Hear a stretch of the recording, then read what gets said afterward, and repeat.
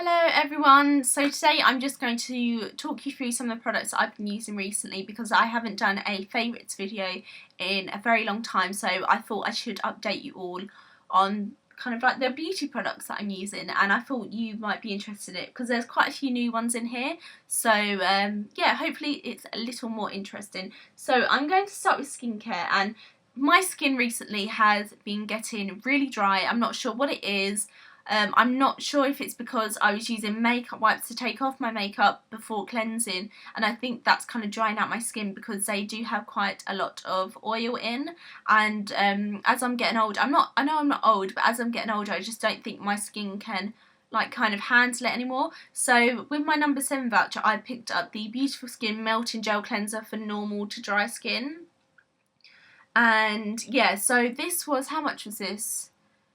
I think it was £6 with the voucher off, or £5. I'm not sure exactly, but a really good price. So yeah, it's worth sort of like picking up, and it's really, really lovely. As you can see, it's kind of like a balmy kind of gel, and as you massage it into your skin, it breaks down into an oil, and it just feels so luxurious and moisturising on your skin. It is heavily perfumed, which I don't mind too much. I would prefer it if it wasn't, but I don't suffer with sensitive skin, so it doesn't affect my skin anyway. But if you have sensitive skin, this might not be the best product for you. And I don't use this for removing my makeup. I use like a cream makeup remover. I use the Purity Organic cleanser to take off my makeup, and then I use this, and it's really cool as well because when you rinse it off, I use a muslin cloth to wipe it off because I like the exfoliation element of that. Or you can rinse it off with water, and it turns into like a lotion, and it goes milky, so you're not left with any kind of residue on the skin. And yeah, so once I've massaged it into an oil, which actually takes quite a while to do, but I think it's really good because I think where people go wrong with skincare is they sort of use a cleanser, but they wash it off kind of straight away, and you're meant to really kind of massage it into your skin to clean out the pores and get out all the dirt and just sort of like improve the circulation. And it's really good for like anti-aging as well, especially if you kind of massage upwards and it's lifting the muscle up. And you know that I'm all into kind of anti-aging stuff, even though it may sound a little crazy to all of you. So yeah, then once it's finally melted into that oil, I leave it on as like a mask and brush my teeth, do some other bits, and then rinse it off. So yeah, I really do recommend that. And then what I'm using along with that is these Dermalogica products, and whew, these are amazing, right?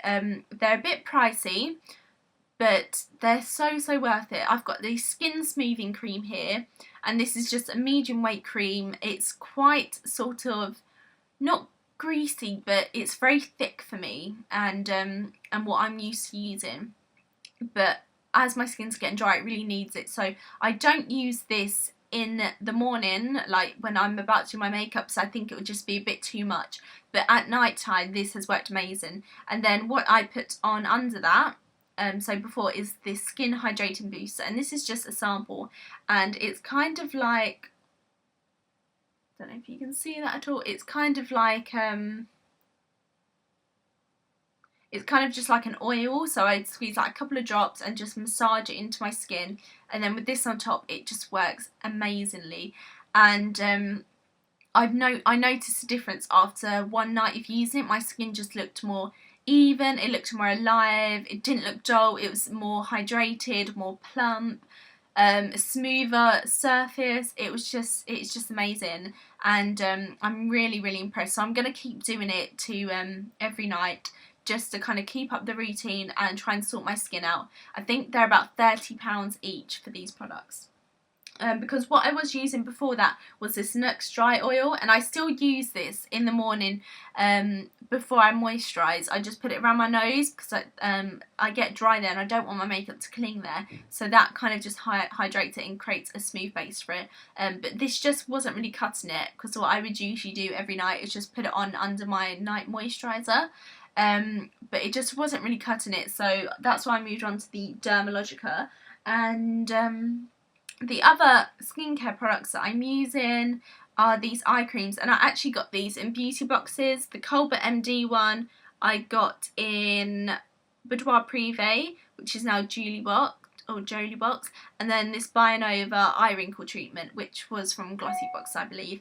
And this is actually £100 full size, and this has lasted me for ages, but this is just a sample one, by the way, and apparently it's used by Sienna Miller and Kate Middleton, but it is so lovely and moisturising and nourishing. I really, really love it. And then this one is a little bit more thicker, so I like to use it at night, but they're both really great products, and this is about £40 full size. But if you can recommend to me any hydrating eye creams that just really nourish, keep it moisturised throughout the day, and creates a really nice base, then please recommend some to me. I'm willing to spend up to £35 for a good one if it kind of lasts. So yeah, send the recommendations my way. And then another kind of skincare products that I've been using is the Elizabeth Arden 8 Hour Cream. And like I said, my skin's been getting really dry, and that includes my lips as well. And I was using my Carmex, but it just wasn't cutting it. It wasn't moisturising it enough. I think that's one of those products that where if you have got dry lips, you have to use it for like a week daily to see the results. But this, like, I apply it at night, my lips are so smooth in the morning, and then apply it again in the morning while doing my makeup, and it just creates a really nice base for any lip product that I'm going to be using that day.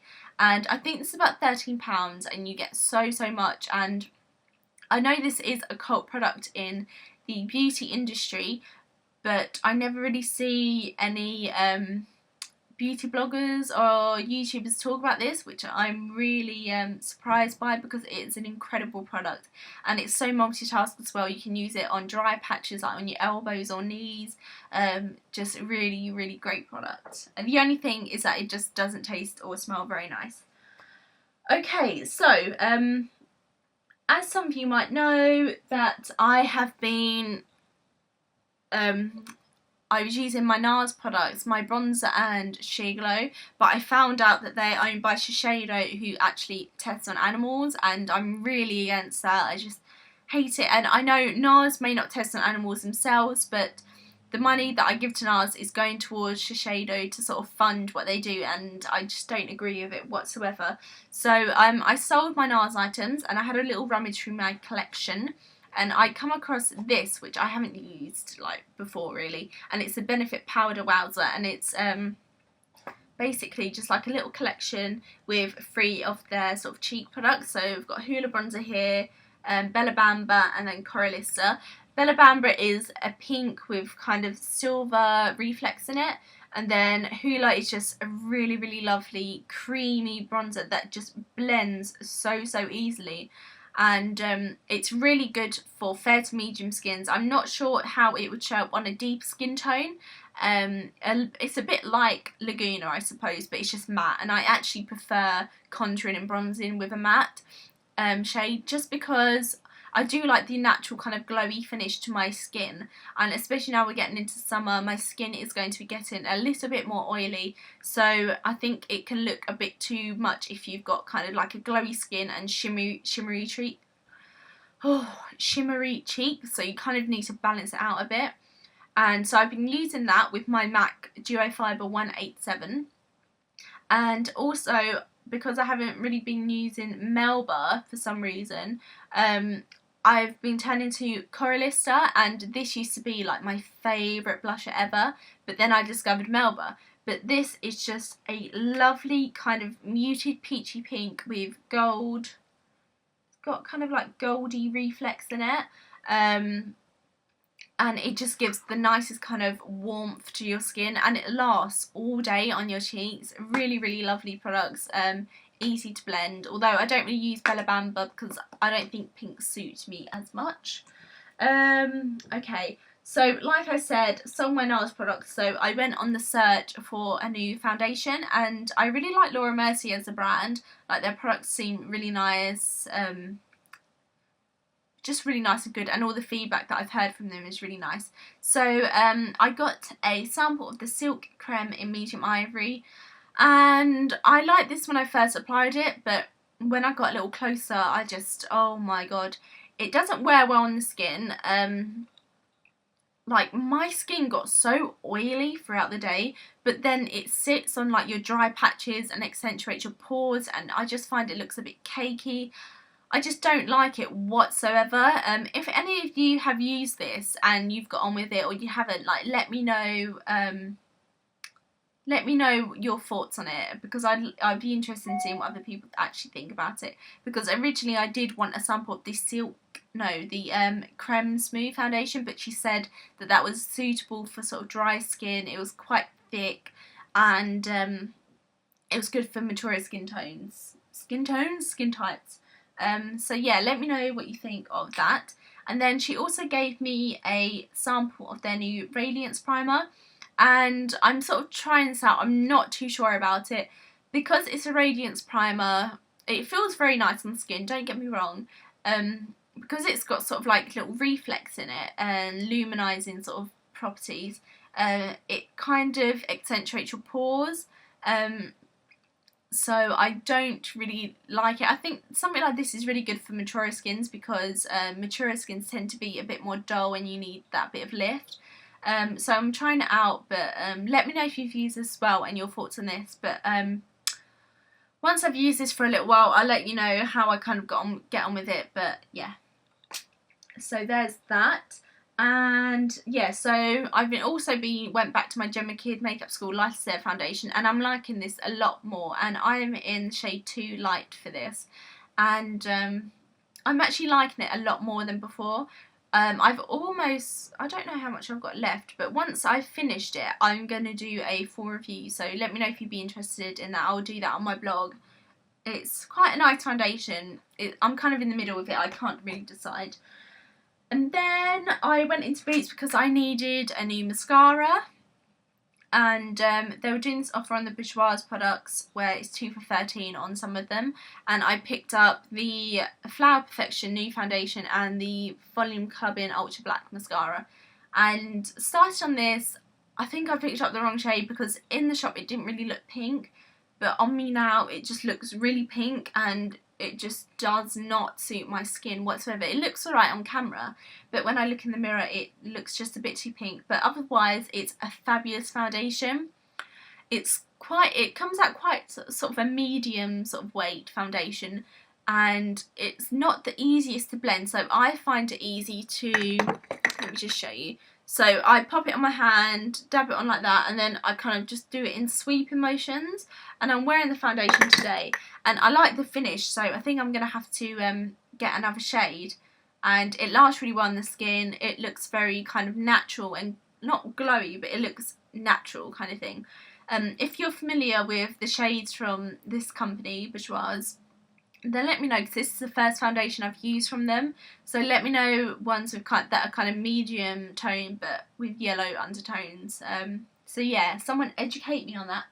And then the mascara I picked up was the Volume Clubbing one, and I'm quite liking it. I'm not sure if it's as good as my Bourjois as much as the Volumizer one, but the brush is really weird. It's kind of like, as you can see, there's no bristles there, and it's quite flat, and then the bristles are just at the side, and the bristles are also quite hard, so it really kind of grabs your lashes and makes them quite fluttery. I haven't curled my lashes, by the way, so that's kind of like a true example of how it looks. Yeah. But I will let you know how I get on with that. And then also, I think I found my perfect under eye combo, and it is Benefit Erase Paste and MAC Studio Sculpt. And to start off with this, it's a waxy kind. They say it's a concealer, but I think it's really good as a corrector. It's quite waxy, but once you work it into the back of your hand, it turns really creamy and smooth, and it just glides perfectly under your eyes, which is really good because you don't want to tug your under eye area because it's really delicate. It is a peachy tone, and I use shade number 2 medium.